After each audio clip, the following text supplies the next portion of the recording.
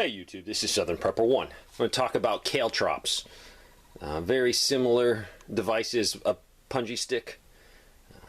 They were used extensively in Vietnam, and they're easy to make. Just like Caltrops are easy to make, a few guys with very limited equipment can make hundreds of them.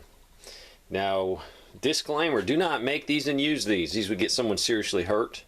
In some states, they're actually illegal to possess. So if you're going to make them, make sure you check your rules and your laws in your state.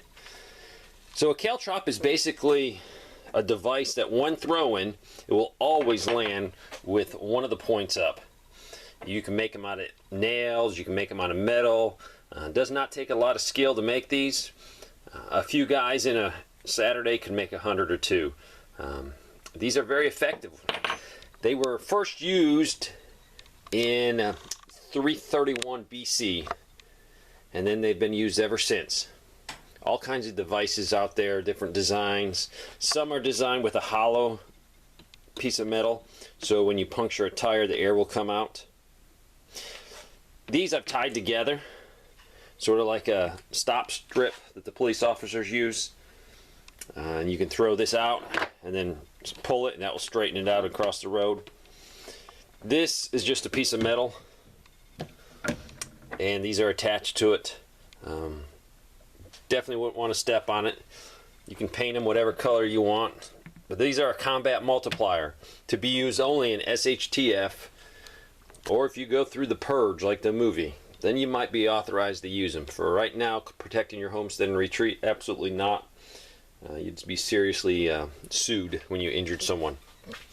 This is a piece of angle iron. Will definitely stop a car. It might take a few minutes for the air to go out.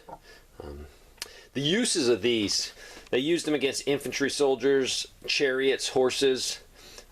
If you can imagine a battlefield, open space in front of you, and you've put thousands and thousands and thousands of these out, and the horsemen or the chariots charge across, the horses are going to get hurt, crash, and you will definitely slow down their progress. So they've been used. You can use them in a worst case event. If someone's falling and you have a ton of these, it'd only take a few, even if they didn't step on it, but if they found it, it would definitely make them slow down. Psychologically, if someone stepped onto this, you could make people moving through your area really slow down. Especially if they're hostile and they're coming against you. So this is a worst case device. It's called a Caltrop. Simple to make, cheap to make. If you have a fixed retreat, you should have hundreds of these put back, hundreds. They don't have to be as fancy as this. Just simple, some nails, bent, welded, painted, and you can paint these any color you want. If you're throwing them in leaves, paint them brown or tan. You can also use them if you have a retreat and you know there's areas on your retreat that people might take cover behind. Logs that are on the ground or rocks.